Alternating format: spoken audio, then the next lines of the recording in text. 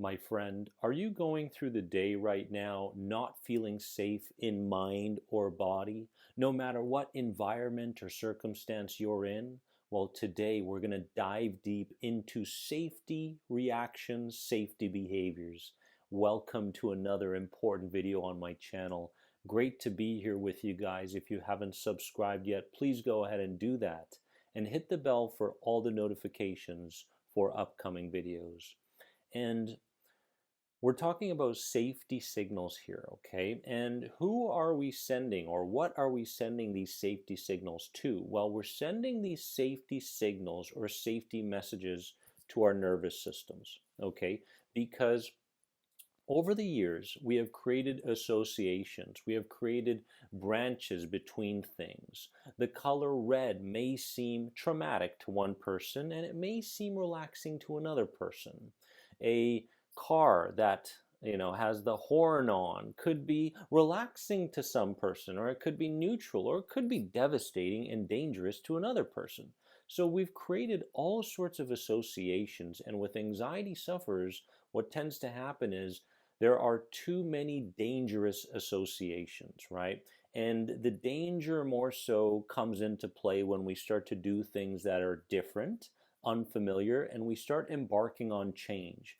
When we embark on change, there is this resistance that we feel internally, like, oh God, don't do that, even though it may be something good for you. It may be something positive. That's not really the way that part of you sees it, though. It doesn't really like change. So today we're going to dive deep into 10 safety signals, my friends, and I hope you watch this video till the end, because these are very powerful, and you can use them today, starting today, to feel a sense of calm and safety in your nervous system. First one is using the word but. Okay, we're talking about mentally here, we're talking verbally. You can use the word but, and you can say it out loud. For example, oh, I'm feeling that symptom and I'm really worried about it, but this is just another symptom that is traveling from one body part to another because of a perception of threat, or because I feel overwhelmed right now. So you can use the word but in a sentence to replace something that is perceptually dangerous and threatening, and replace it with something safe, okay, using the word but. Very powerful, and as I mentioned, you can use it in thought or you can say it out loud. Very valuable as you go about the day, okay? Number two, implementing 3 seconds inhale, 10 seconds exhale with a hum. And what this does is it stimulates the vagus nerve. And as it stimulates the vagus nerve, it creates a parasympathetic environment on the inside, which means that we are resting and digesting. So all you have to do, as you remember it throughout the day, is take 3 seconds inhale through your nose, and then a 10-second hum. Hum for 10 seconds, and that's it. And you do that repeatedly until you feel like there's a change going on, right? And I noticed with a couple of my grandparents even, and they lived, past 100 years old, and I'm going, well, what are the secrets, right? And what's interesting is they would always hum throughout the day. They would hum a tune, they would just hum for no particular reason. And I'm going, maybe that's one of those secrets, right? So this sort of 3 seconds inhale, 10 seconds exhale with a hum will calm your nervous system. Number three, hands on heart. Very, very powerful, very, very simple. And often, when something is simple, an anxiety sufferer feels like it's not going to work, okay? But the truth is, the simplest approaches to things, especially in relation to anxiety, often become the most powerful, okay? So all you have to do throughout the day is place your hands on your heart, and as you do, create an association that you're speaking to your deeper self, you're speaking to your lower self, you're speaking to the little me that's afraid and scared and creating these symptoms out of a threat perception or overwhelm, and all you're doing is saying, I got you, right? And you can say something, you don't have to say anything, it doesn't really matter, but this act in itself is kind of a self-loving, self-accepting act. And often what tends to happen is, as we're going about the day, We're looking to get rid of things, get rid of the symptom, get rid of the intrusive thought. I don't want to feel these feelings. But the truth is, our goal is to create a new relationship with the part of us where all of this is coming from, right? And that's the goal. When you start to say, hey, I got you, and this environment is safe, hands on heart, all of a sudden, that part of you, that mini me, that little me, that lower self starts to go, I am listened to. Because the worst thing you can do is ignore your symptoms or look to ignore your intrusive ideas, because that's just going to create more resistance, right? Number 4, imaginatively moving energy from your head to your lower body. So all you have to do, because we've got so much stagnant energy up here as anxiety sufferers, because we're always in our heads, right? We're always looking to think past a problem, think up a solution. And all this thinking we feel will get us towards some kind of answer or reward in the future. But in truth, all it creates is more overthinking and worry. And a lot of anxiety healing is done intuitively, right? It's not done mentally, it's not done logically, it's done intuitively, it's done energetically. So all you have to do with this safety signal is imagine that the energy is moving from your head and it's moving down to your lower body, right? It's no longer stuck up here, and you feel this freeing feeling where, okay, it's free, and I am safe to let go of this energy and move it down to my lower parts. And as I do, I feel more intuitive and I feel like the answers are coming my way. And this is a practice you can do anytime. Number 5, asking yourself, what is safe about this experience? What is safe about this experience? It's a very powerful question, my friends.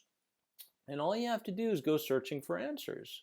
What's safe about this experience is it's very familiar. Or what's safe about this experience is it's unfamiliar and I'm curious as to how it's going to go, how it's going to contribute to my evolving out of anxiety and into inner peace. So what is safe about this experience, right? Instead of defaulting to danger, instead of defaulting to threat perceptions, instead of defaulting to worry over the symptom or something external, we ask ourselves this question and we answer it. As we answer it, we are placing orders, right? We are ordering our subconscious mind to feel safe in this particular environment. No longer is this lower self the master of us. We, as the conscious beings, are master of the lower self, right? And this is very, very powerful. Number 6 is investing emotion into a safe future experience. I love this one so much. So you're getting out of bed, right? And you're about to go to work. And when you go to work, you feel this unsteadiness, unfamiliar feeling. You just feel like you have to please everybody, maybe. I don't know how it is, but you feel anxious about it, right? And all you have to do is ask yourself, okay, if I could create positive emotions going into this experience, what would that feel like? And you start conjuring up those positive emotions, right? Oh, yeah, I'm walking into that environment. I'm saying, hey, Judy, what's going on? You having a good day? That's great. And you just feel free and you feel flexible. And you're bringing up the emotions, the positive emotions, the fun, the joyful emotions prior to going into that experience, right? So build up positivity from your feet all the way up to the top of your head prior to going into an environment. Don't allow yourself to default to negative feelings and emotions prior to going into an environment or situation. Do not allow yourself to default to negative feelings and emotions. Consciously take charge. Build up positive emotions because you're looking forward to things there. I'm looking forward to meeting that person. I'm looking forward to that job. I'm looking forward to that experience, right? And you build up those emotions prior to going in. Number 7, slowing down how fast you speak, right? Because again, if we allow ourselves to default to what the unconscious mind or lower self wants us to speak like and act like, trust me, we're going to be running from our problems. We're going to be neglecting these things. We're going to be afraid. We're going to be fearful. We're going to feel divided. We're going to feel ostracized. All of these things, guilt, blame, if we continue to default to what the lower self wants us to be like. So speak slower. When you're talking to someone, you're going, oh, yeah, I'm having a wonderful day. In fact, I feel a tremendous amount of progress today. I feel a certain amount of lightness. Even though my symptoms are there, I really feel like I'm moving in the right direction, right? And you are consciously taking charge of how fast you speak. Powerful, because this is a safety signal to your nervous system that says everything within this environment that I can see, hear, feel, taste, and smell is safe. Therefore, if we approach this environment again in the future, because I've talked slowly and have sent safety signals, we no longer have to feel the sensations and symptoms and intrusive ideas that come with this environment, right? So how fast you speak is very, very important as you go about the day if you're suffering from anxiety. Number 8, and I love this one, this could be my favorite one, in fact, is deliberately making mistakes. Deliberately making mistakes. And there's a portion in my anxiety recovery programs that speaks to this, and I love it. You know, as you're going about the day, there's this feeling of perfectionism. Like, I have to make sure, and this is the default way of living, right? I have to make sure that everything I encounter today is very similar to how it was yesterday, right? And if something feels a little bit different, I'm not judging it as being good or bad. Different is bad, right? As a default. That's how the lower self wants you to approach life.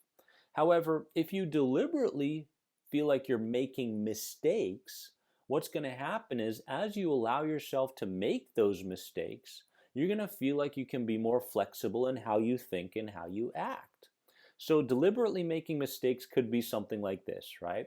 Walking backwards in your house. Ooh, right? You get this initial feeling like, oh, I might hit something, my family member or friend might think I'm kind of weird, right? It's so different. Is it really going to help? These are all resistances. These are all defensive ideas from the lower self, making sure that you don't make such a mistake. So we're calling these mistakes, yes, but they're really not. And we want to prove to the lower self that it's okay to be flexible in how we think and how we act throughout the day. So walk backwards in your house. Drop a piece of cookie on the ground as you're eating it. Whoops, right? There it is. Okay, oh, look at me, I'm so clumsy and all that. Of course, those ideas and those labels will show up, the judgments, and you're going, hey, whatever, you pick it up, you dust it off, you put it in the garbage, or a 3-second rule, you eat it, whatever it is, right? Or you could also dry yourself in reverse after a shower, right? So instead of going from head to toe, now you're going from toe to head, and the lower self is going, what is going on here, right? This is different. Okay.